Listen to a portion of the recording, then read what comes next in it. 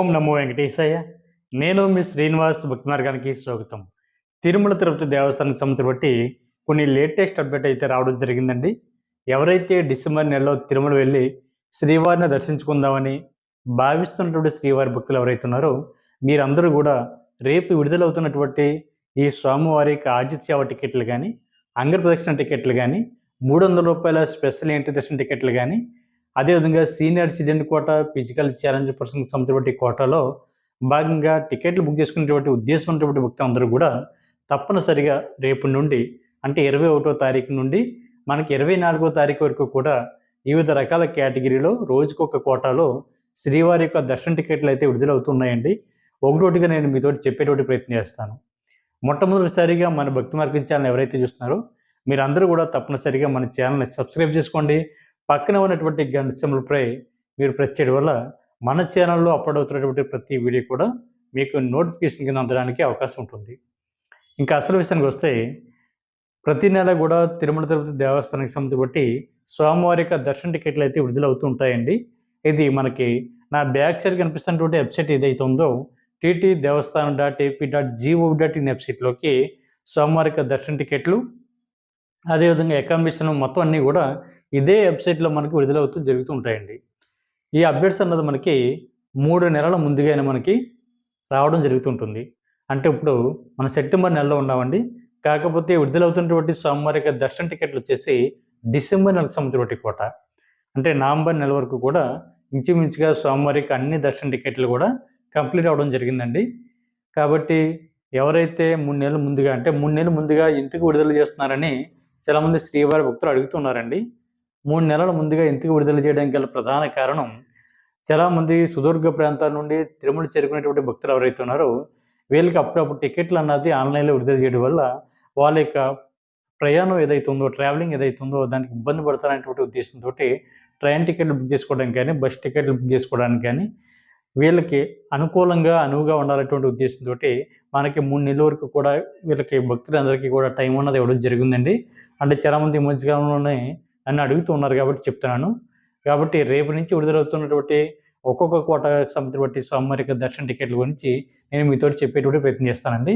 రేపు సెప్టెంబర్ నెల 21వ తారీఖున ఉదయం 10 గంటలకి స్వామివారికి ఆర్జిత సేవ టికెట్లు అన్నది విడుదలవుతున్నాయండి. ఈ ఆర్జిత సేవల్లో మనకి ప్రధానంగా 4 రకాల కేటగిరీస్ ఉంటాయండి.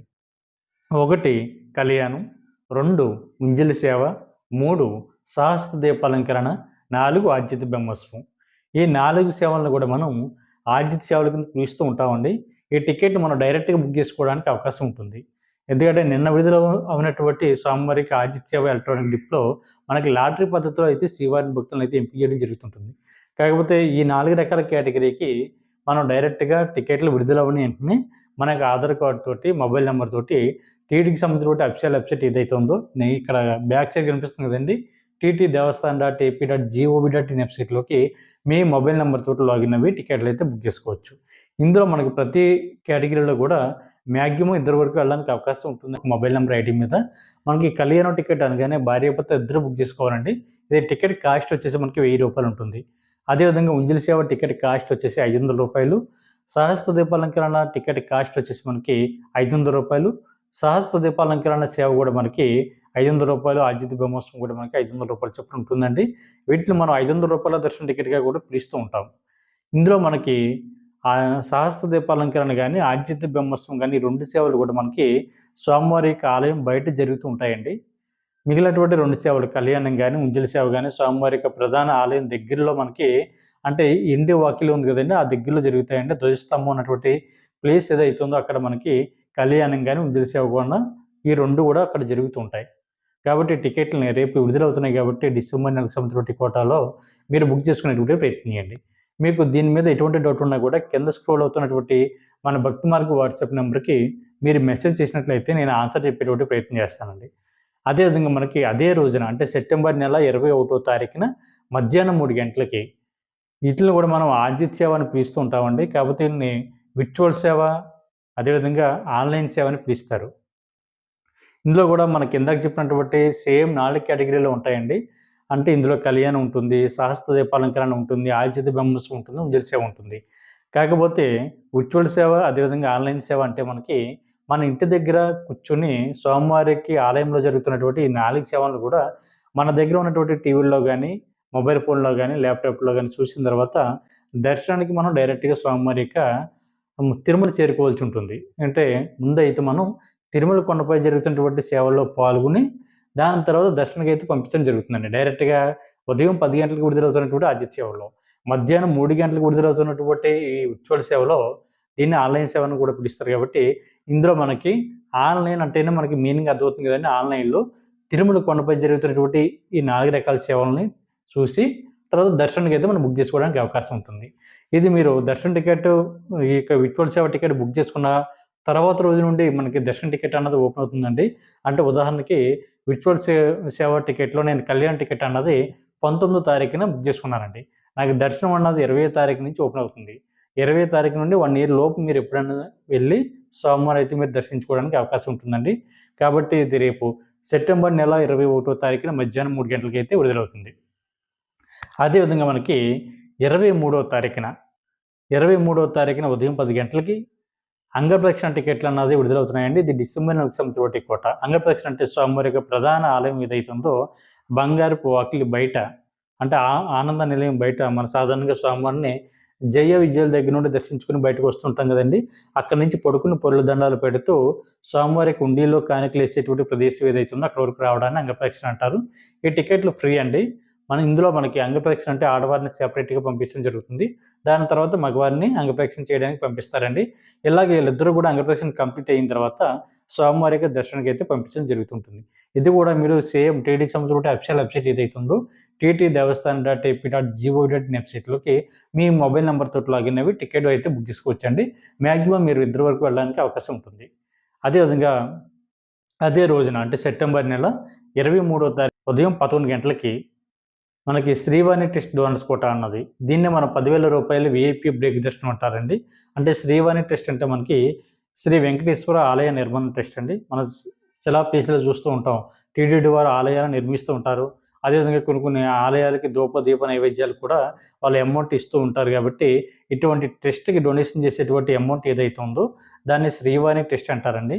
దానికి రూ. 10,000 ఎవరైతే డొనేషన్ చేశారో వాళ్ళని ఎంకరేజ్ చేసేటువంటి ఉద్దేశంతోటి వాళ్ళకి రూ. 500 వీఐపీ బ్రేక్ దర్శనం అన్నది ఇవ్వడం జరుగుతుందండి. ఇది మొదటి గడప దర్శనం టికెట్‌గా కూడా పిలుస్తూ ఉంటాం మనం. ఎందుకంటే ఇలా రూ. 10,000 డొనేషన్ చేసినటువంటి శ్రీవారి భక్తుల్ని మొదటి గడప వరకు వెళ్లి శ్రీవారిని అయితే అక్కడ దర్శించుకోవడానికి అవకాశం ఉంటుందండి. ప్లస్ అదనంగా వీళ్ళకి రూ. 1000 వీఐపీ రూమ్ అన్నది కూడా ఇవ్వడం జరుగుతుంది. టోటల్‌గా మనకి శ్రీవాణి టెస్ట్ డోనర్స్ కోటాలో మనకి రూ. 11,500 అమౌంట్ అన్నది ఖర్చు అవుతుందండి. ఇది కూడా మీరు టీటీడీకి సంబంధించిన అఫీషియల్ వెబ్‌సైట్ ఏదైతే ఉందో ఇందులో మీరు ఆన్‌లైన్‌లో బుక్ చేసుకోవడానికి ఉంటుంది. ఆన్‌లైన్‌లో బుక్ చేసుకునేటువంటి భక్తులకైతే దర్శనం ప్లస్ అకామిడేషన్ 2 కూడా ఒకేసారి బుక్ చేసుకోవడానికి అవకాశం ఉంటుందండి.